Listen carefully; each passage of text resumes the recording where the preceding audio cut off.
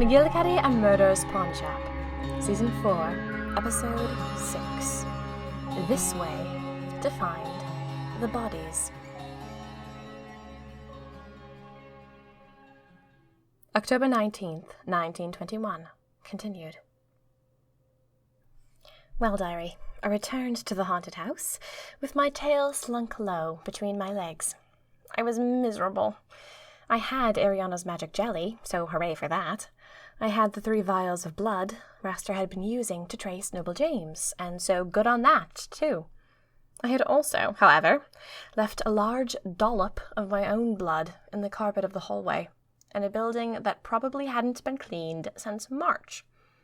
If Raster somehow realized it was my blood, he'd be able to trace us all the way here. I'm sure there were plenty of other murder objects from this house that Raster could find and locate and use, if he supernaturally discovered our location. I think I might have to be a fugitive forever. Dizzy and ill with worry, I wandered into the front parlour. Scotland was on the stairs, smoking a pipe. "Maud," she said. She removed the pipe from between her teeth. "You look spooked. What happened?" Suddenly, she noticed the blood on my forearm. She sprang up.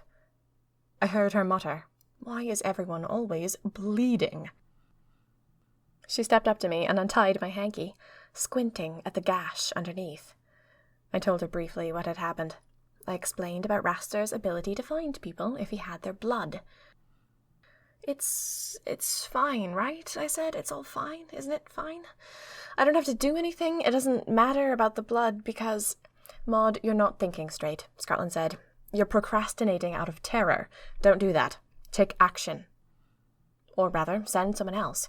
I think you should stay put and not show your face there again. But I would send a few people at once. They should clean up Rath's prison cell, and they should clean your blood up off the floor. We don't want to be traceable. This is worth quite a bit of effort. We need to hide and stay safe while we recuperate and come up with a plan. And we should be paranoid in our attempt to keep this haunted house a secret." "You're right, of course," I murmured. What kind of leader was I? I was doing it again. I have a fear of taking action, of living in the real world, and getting up and doing things. I was letting fear of action get in the way again. "What should I do?" I murmured to Scotland. I was a long way from being trustworthy or even sensible. There was a scared child ruling my brain sometimes. That scared me. "Sit down," Scotland said. "I'll explain how to get into Rath and Mr. McGillicuddy's cells. I'll send someone your way in a moment. Tell them where your blood is and how to get there to clean it, all right?" I nodded. I went and sat down on a couch, feeling like an old sock. I journaled for a bit. The cleaning came and went. Some of our best and sneakiest zapped their way into the Night Enthusiast prison, with express instructions from Scotland and Rupert.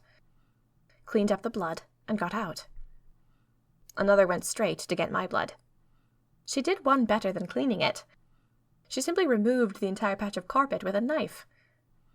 I asked her if that wasn't a little extreme, and she just snorted. So, the blood should be all cleaned up. The vials are locked up in a strongbox. Ariana's jelly is back on a shelf with the rest of it. I wish I didn't feel so uneasy. Everything should be in perfect shape now. We're hidden as never before. I am going to fetch Noble and Octavia right after dinner. I just wish I didn't feel like the world was ending.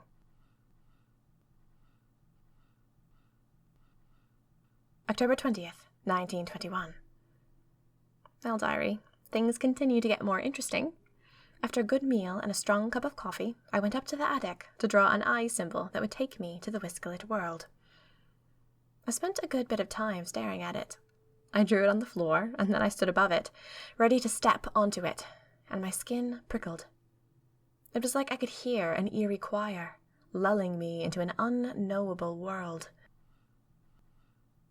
Once again, I wondered where the words "death to all mice" had even come from, and why only I could see the writing on the wall. If not for that writing, the Whiskalets never would have come to us.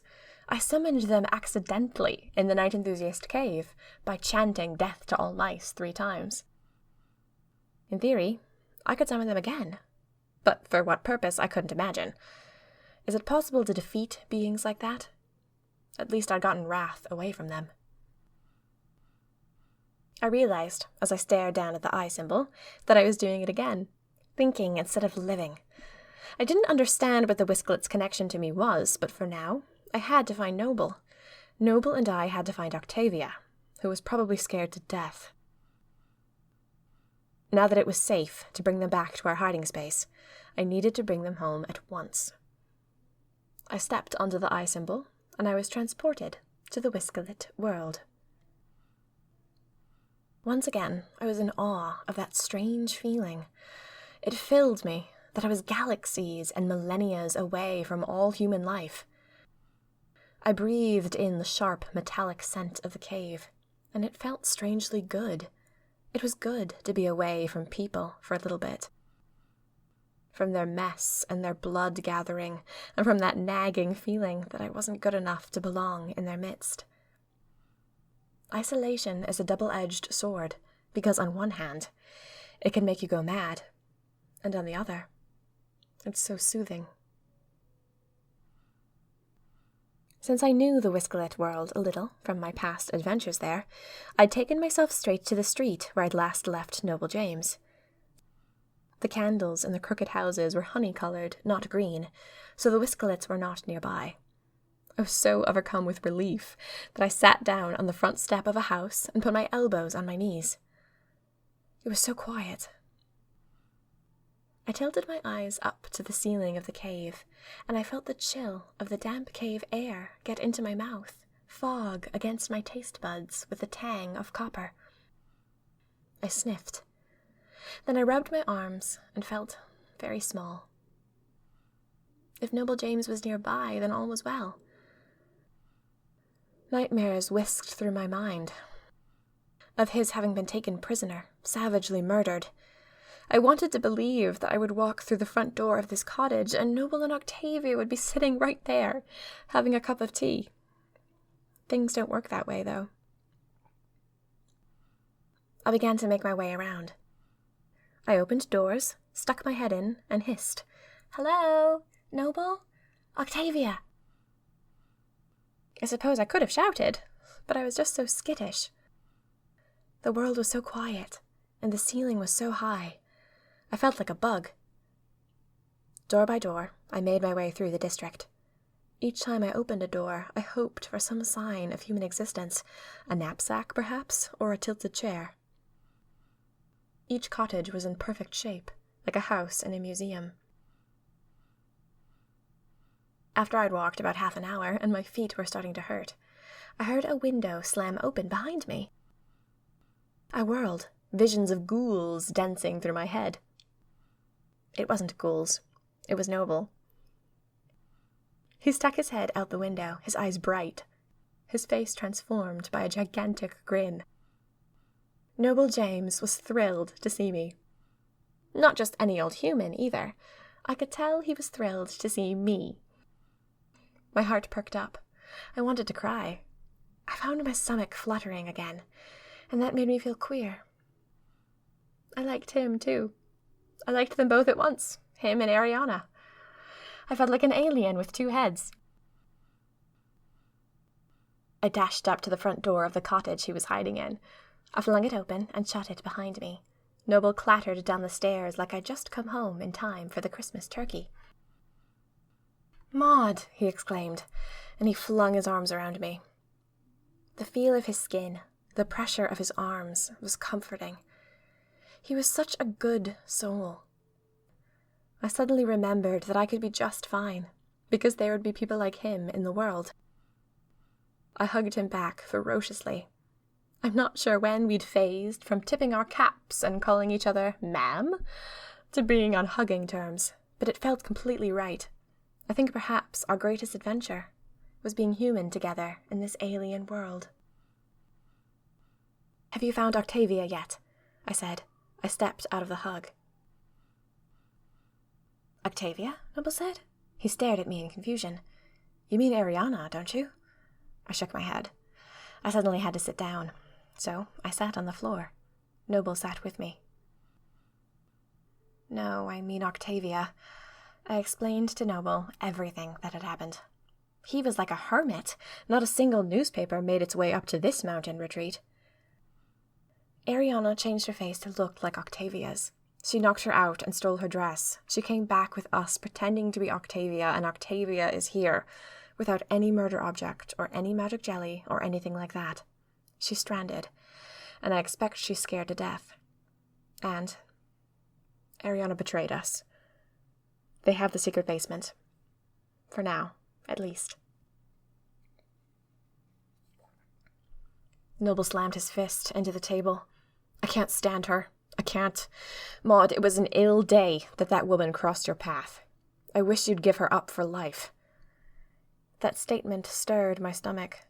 I found myself wondering why I gave her so much grace when I shouldn't. What hold did she have on me? Did I think she was the only woman in the world who could fall in love with me? As though there was a shortage of adoration, and I had to take what I could get. Have you seen any sign of Octavia? I asked. She hasn't had any food, Noble murmured. He looked at me, miserable. Well, she wouldn't have gone far, Maud. Octavia is smart enough to stay put. I've been looking in the further caverns during the day for Ariana, because I was expecting someone on the run. Octavia has to be nearby. She'll be easy to find, I'm sure. Should we go look for her now? I said. Yes, Noble said, immediately. Here, let me grab my hat. Noble put on his truly bewitching newsboy cap, and then we were off. I felt like we were dashing out of our apartment to take a stroll to the park, when in reality we were leaving a giant termite cottage that didn't belong to us, about to stroll through an empty village. We began to call for Octavia in low voices, and Noble opened all the doors on the left side of the street, and I opened all the doors on the right. I take it, Noble said, that you have something new to tell me? Besides just Octavia, I mean. He frowned down at my pockets. I also happened to notice that you didn't bring me any food. I got your blood from Raster, I said. You're joking? Already? Good God, Maud! Yes, I said. It was a bit like magic, wasn't it? It's a long story, but we're safe from his spells now, and we're hiding in a house in the 1800s. A haunted house. I've come to get you and Octavia and bring you both back. And then we'll be as right as rain, Noble said. Yes, we'll be as right as rain apart from the night enthusiasts still invading the secret basement of the pawnshop, and apart from the ghosts. Pesky ghosts, Noble said. He still seemed chipper as all get out, and thrilled to see me. This is wonderful news, Maud. As soon as we locate Octavia, we can go home. Yes, I said. Noble paused. You sound uneasy. I am a little. Why? I feel nervous bringing you back. I feel nervous going back. I have this creepy, crawly feeling that Raster is up to something else, that there's a puzzle piece I'm missing, that no matter what we try, he's still going to be able to track us to the haunted house. And then what? We have been pushed out of our home, out of our own time. Where do we go next? Here? The Whisklets would eat us for breakfast. Noble snorted. I can't help feeling this isn't over, I whispered. It is over, Maud, Noble said. It doesn't feel over. It should be. We walked faster, as if to make up for the fact that our hearts were slowing down, contemplating. I checked another doorway, and then joined Noble again in the middle of the road. And then what? I said. What are we going to do next, Noble James? Noble sighed. Then he looked at me, smiling with the corner of his mouth. I know what will happen, Maud, and it won't happen because anyone was feeling malicious or cowardly. It will just happen. We will stay in your haunted house forever. The night enthusiasts will take over in 1921. Mr. McGillicuddy will collect more doors, and we will fill the haunted house with them. And we will hide. We wouldn't, I said. There's still so much to do in our world. We have so much to do still. Noble shook his head. People are good, Maud, but they're passive. Deeply, deeply passive. We do nothing when we should do. And I know Mr. McGillicuddy. He hides and watches life go past. He'd rather paint wooden figurines. If he stays our leader, then we'll do as he does, and we'll stay somewhere safe. Do you remember how he wouldn't even let you into the secret basement when you first became a magic unusual? Because he was afraid you would lead the night enthusiasts to us. I did lead the night enthusiasts to us eventually, I said. Yes, Noble said, but he's been like that for years. His modus operandi is to cower, to keep us tucked away, safe. He's never stepped in front of the group, not once, and said, "Here's a problem no one's ever done something about. We have magic. Let's do something about it." And you wish he had, I said. I saw so much good when I was pretending to be a night enthusiast, Noble said. Not that they are good, and neither are their intentions, but their organization is breathtaking. They want passionately, and they take calculated steps to get there. I wish we could be so organized for the good of humanity. So do I said. But that will take more than hopes, Noble said. Because of the night enthusiasts, it will also take toppling an empire with much stronger magic. I don't know if we can get there. How much stronger is their magic? I said. I mean, really. I know they mutilate their souls to get more power, but can it really be that much? Noble gave me a look. So much stronger, Maud. They can do incredible things. And we can't defeat them just because they have more magic? Because they're better at spells than we are? That doesn't mean we couldn't win. We would just have to strategize better. Noble smiled. And how do we defeat them, ultimately? What do we do? We put them in prison. All 237? My God, there are that many? Yes. Oh, well, then we will get a bigger prison. Are you prepared to kill them, Maud? I paused. No, Noble, of course not. They're prepared to kill us, Noble said. I'm not sure how you can fight against that. I can't think of any long-term solution that lets us win, because we will always be less ruthless than them. Perhaps Mr. McGillicuddy's plan was right after all. Perhaps a simple life. Perhaps hiding. They're the only ways to remain alive in the face of something like that. Why is it so hard to belong to good and to win? I asked. This has been the trauma and the problem of the human race since the beginning of time, Noble said. Goodness is gradual. Evil is sudden. And it so often wins because people lack patience. I took a deep breath. Truer words were never spoken. I took a break from Noble, and I tried another doorway. Octavia! I didn't hear any response from Octavia inside the house, but I did suddenly notice a small wooden sign on the ground, near my feet. A hand was carved into the sign, and a knobby old finger pointed straight left. This way, the sign said, to find the bodies.